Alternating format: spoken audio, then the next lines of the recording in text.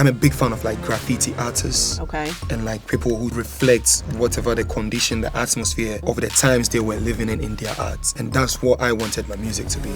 What are some things that you think that Black Americans here in the States can learn from Africa? You need to come there. I think you guys need to actually come back home. I feel like it will give you more context to even how to swaggy. Yeah. You understand? Because you guys have the swag already. But like when you come back home and see these people play from, see little kids do adwa dance, play some kind of instruments, it'll give you context to the time that you wasn't there, but like you can feel it. And I wanted to make in the music form to like a lover type of thing. Do you have a lover back home? Many lovers? I love a lot of lovers. A lot? Yeah. What do you mean? It's a lifestyle, right? Sorry, lovers. Didn't want to break into you here, but...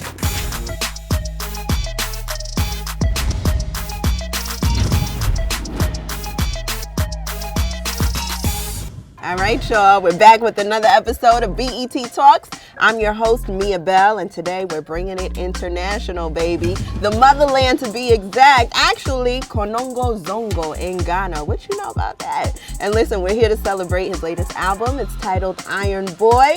Black Sherif, welcome to the show. Of course. Yes. Peace and love to you always. Now, I know that you're very conscious, but you always bring a vibe to the music, of course. Every single time. And with that consciousness, we have to play a game. I have a Ghana pop quiz for you. Let's go. Are you ready? Let's go. You think 100. you know all of this? 100. All right, now, can you name the Ghanaian artist who invented Afro jazz? Afro jazz. Afro jazz. I'm not sure I can. Go take a wild guess. Let me give you coming. this. Afro jazz. Afro jazz. Ganaba. Guy Warren? Yo, no. No? Okay, well, you get that one wrong. One wrong. I have another one for you. When did Ghana gain its independence from the United Kingdom? 6th of March, 1957. There we go. Now Yeah. this matters a lot. Yeah. And what about Haiti? Do you remember? You told me. Is it 1804? There we go. Yeah. Okay, you get a bonus point for that. How many times has Ghana won the Africa Cup of Nations? I'll guess 2. 2? I would add maybe a few more. I'll guess 2. Wrong, it's 4. 4? Yes, Oh, yes, that's 4. crazy. How many times has Ghana participated in the World Cup? Take a wild. What I've seen, 2006. So 3. Okay. What I've seen. What you've seen. So it's 4, so you haven't missed out on too much. Yeah. Of course. And Yeah. the last one I'm going to ask because it's really important. What year did the president of Ghana announce the year of return for, fellow Black Americans to come home and really, touch base with the motherland? It's 2019. There we go. Yes. I was in school. I was doing my final exam. Okay. Yeah, like final high school exam. Yeah. That's when I first went to Ghana. And that was when I moved to Accra for the first time. Yes. Yeah. What was that experience like for you? Because moving to Accra means more opportunities. Like you said, it's like the New York City of Ghana. I graduated from high school 4th June 2019. Okay. And I had like a gap year plan to focus on music. Okay. But my parents weren't in on that with me. No. Yeah, so I had to lie so many things, like go stay with my cousin in Tema. What did they want you to do? To go to university straight from high school. Yeah, because like that's the norm. What were you going to study? Marketing. I did go to school, the university the next year. But like that time, my music was getting known in Accra. Because in Konongo, I was a hood star. Even before I started making music, I was dancing at weddings and stuff. So like people knew me. So after high school, I lied to my mom, dad that I had admission in university, so I needed money to go to Accra. Oh my God. So I took that money, go stay with my cousin, and I started freestyling in Tema and stuff. Okay. Yeah. I wanted to feel like I was chasing something, to be honest. How did you keep up with the lie? I didn't lie for so long. It didn't take so long until they realized that I wasn't going to the university. And my dad wasn't troubled about that, and that was all I needed. Because, you know, my mom, every time when we having conversation, like 30 minutes, she will slip it in, are you going to go back to school? It's like, yeah, but I have to. I want to go back. Go study art, maybe, design. Of course. Now we see you with the outfit. You came correct and showing us that, you know, fashion is a huge part of Ghana too. Now I want you to take us through your upbringing and what it was like, because I know you said you're from the southern area of Ghana. That's where the Konongo Zongo is. And my city is a bit, I would say, very art. The soul of the city is art. And it's like, it's just conserved in the city. If you don't come in there, you won't know. I'm from the Zongo as well. Zongo is like the Muslim part of it. Every single town, they have their own Zongos. So they say Abo Abo Zongo, this Zongo, like Konongo Zongo, every Zongo. And I'm from Konongo Zongo. And my hood, if I'm describing like 3 things, like visually, in my hood I would say kids riding bikes, like speakers playing dancehall everywhere, every single corner, reggae. I'll say sheeps. Sheeps and goats walking around.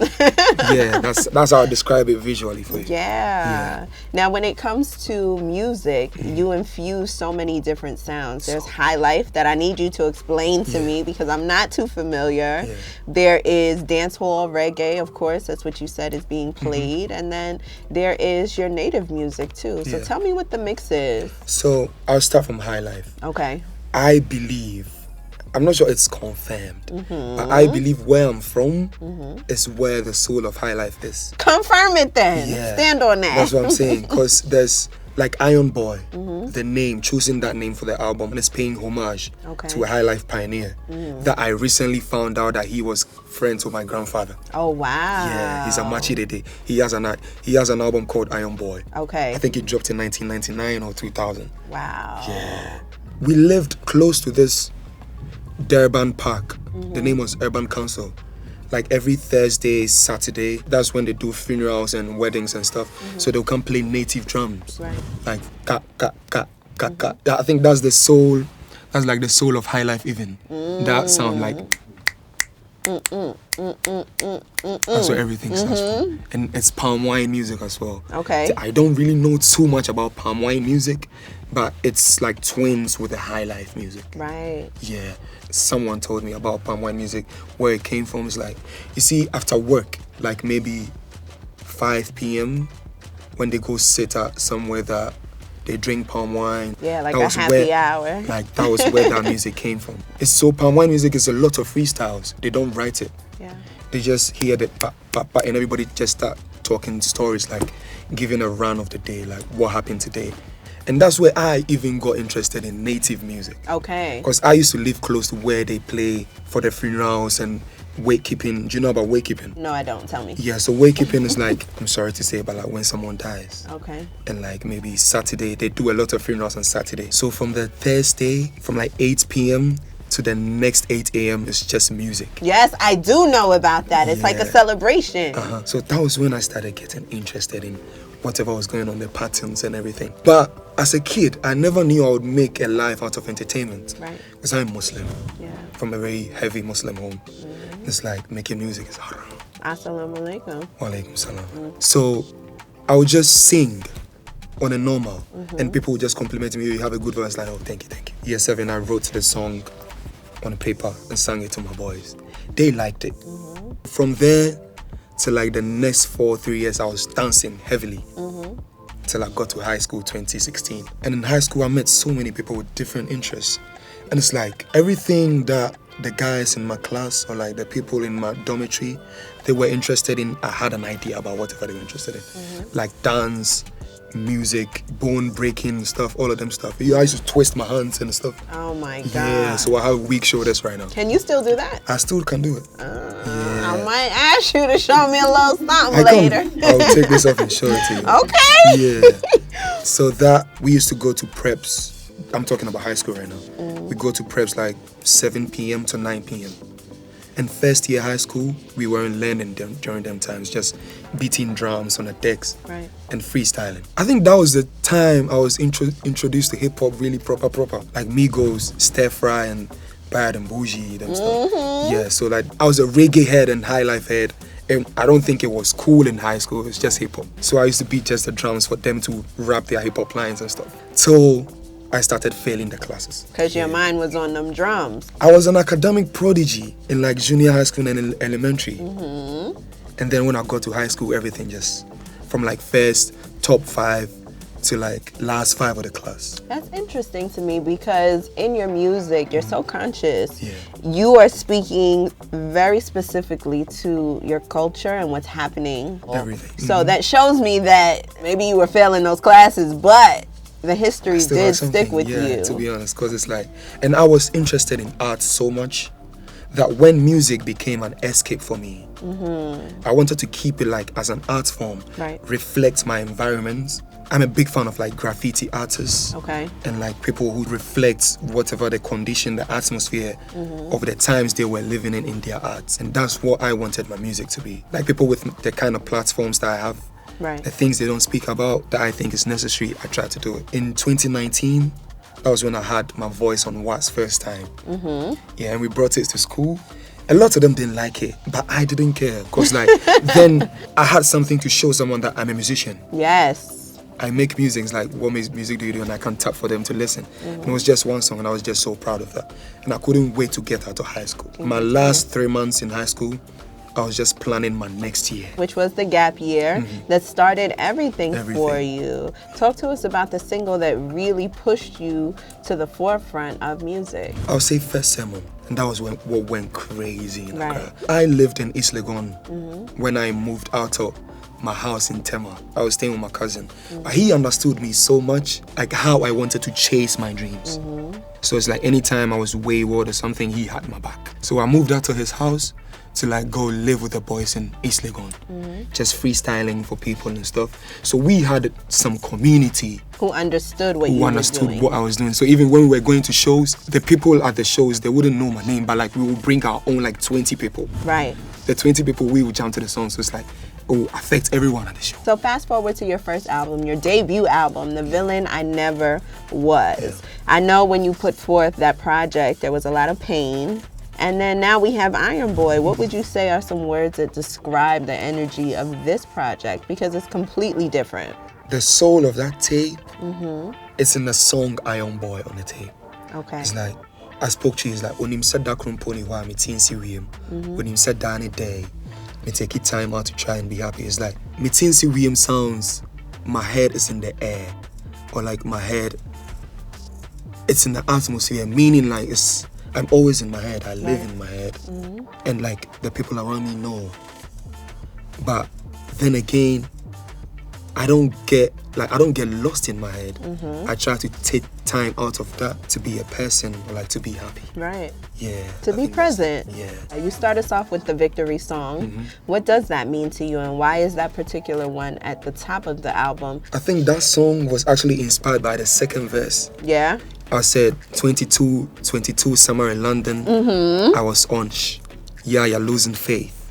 I was bawling my eyes out in the hotel room because I felt like it was something that kids that listen to me should know because it's a big opportunity to even go abroad. Right. And then you've went abroad, you go to London, Sherif go to London, and you are crying in the hotel. What do you mean?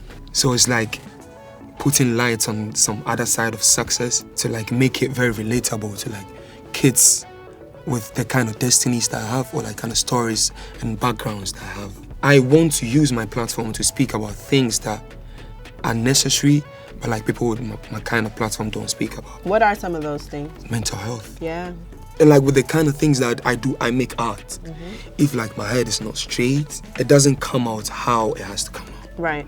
And I can't even represent my art fully if I'm not straight in my head. So who's helping you with your mental health? Where do you find solace and, balance? My parents, to be honest. That's beautiful. Yeah, my parents. So they speak into you and pour into you, especially now that they see that, you're doing well with the music they were trying to stop you from. When I'm going through something and I call my mom and don't even talk about that thing, after the call, I'm okay. It kind of grounds you. Yeah, it grounds me, It's like there's someone in this world that loves me unconditionally. That's beautiful. Let's talk more about the project. You have So It Goes. So It Goes. That's featuring Fireboy. What does that phrase mean to you? So it goes. Because you talking, a little spicy on there too with the ladies. Yeah. Yeah. So the whole inspiration behind that track, I wanted to do like a greetings from abroad type of track. Because when I was growing up, there was this show on the TVs in Ghana, like greetings from abroad. People in London and like maybe Copenhagen, Berlin, they send greetings to their people back home. Yes. And I wanted to make in the music form to like a lover type of thing. It's like a soundtrack to someone that has a lover back home. Do you have a lover back home? Many lovers maybe. Back home? A lot of lovers. A lot? Yeah. What do you mean? A lot of lovers.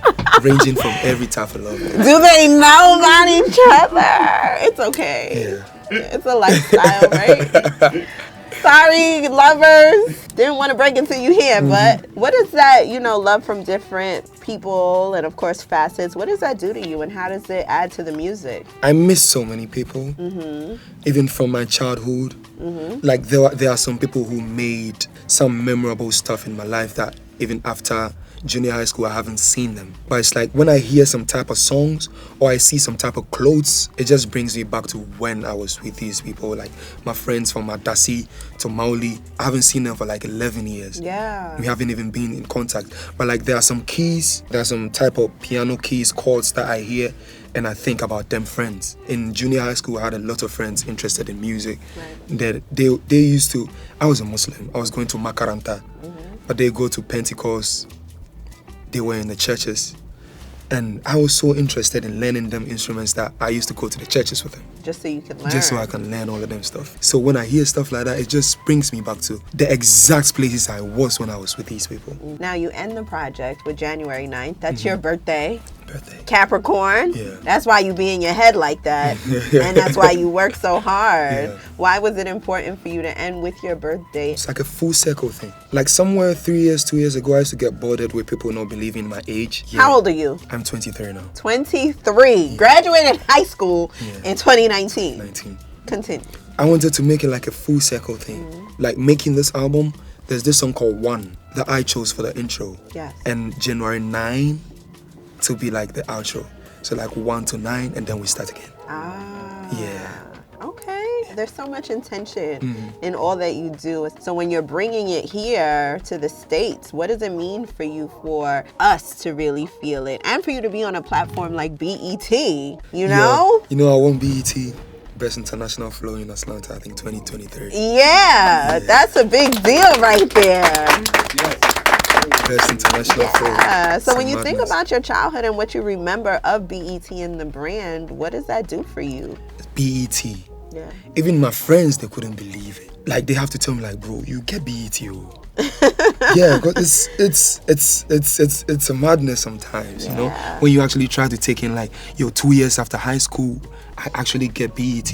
Every time I think about it, the feeling is different, and it's like it gives me so much reasons to keep going. And I'm always curious about what this music is going to do to me in like the next 2, 3, 4, 5 years. Absolutely. Because I'm so concerned about actually drowning myself into this art, music, trying to be one with everything. Me being the melting point of like all the interest I have in arts in one. That's a lot on your mind. Yeah, that's all I think about every day. What would you say sets you apart from the other artists that come from the continent? You know, there's Burna Boy, of course we have Davido, of course we have Ashake, and just so many others. What sets you apart?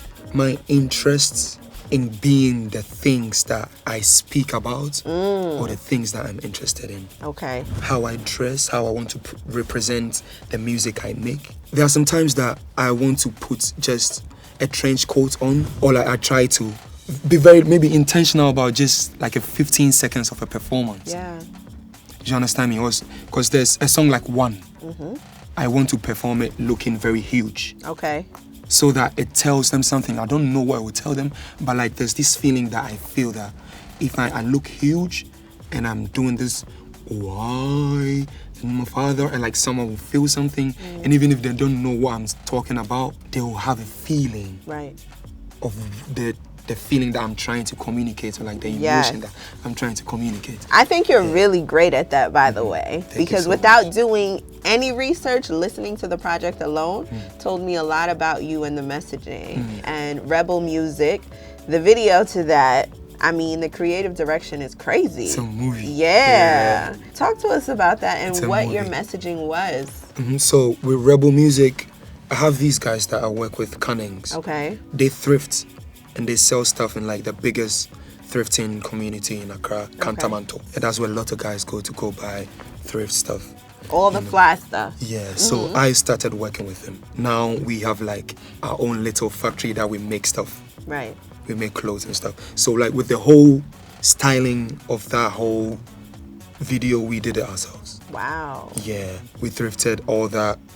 Some of the plastic stuff that we spray paint, chrome and black, we did all of that.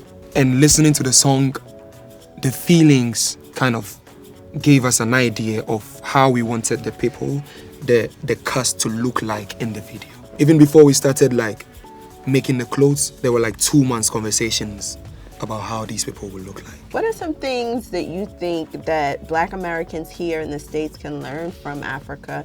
And of course, what are the things that you guys pull from us in the States? You need to come there. I think you guys need to actually come back home and see it. It will give you more context. Yeah. I feel like it will give you more context to even how to swaggy. Yeah. You understand? Because you guys have the swag already. Right. Sound, rhythm, everything. But like when you come back home and see these people play from, see little kids do Adwa dance, play some kind of instruments, it'll give you context to the time that you wasn't there, but like you can feel it. So you need to come back home to see it, to see the buildings, to see the dance, to see the movements.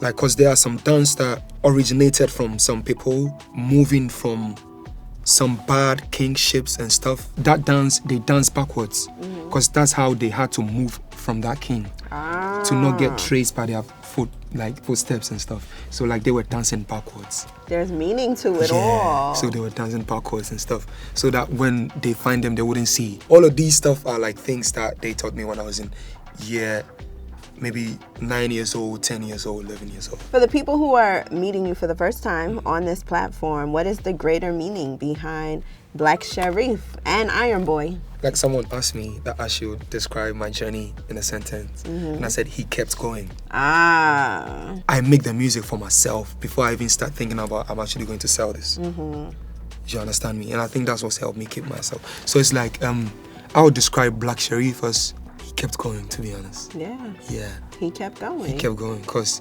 whatever I'm doing right now is like a childhood dream. Yeah. The journey that you're on is beautiful, and we're so happy that you're able to contribute in the way that you are. The street preacher for sure.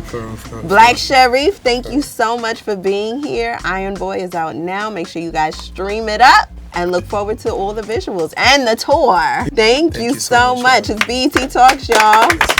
Yay! Oh my God.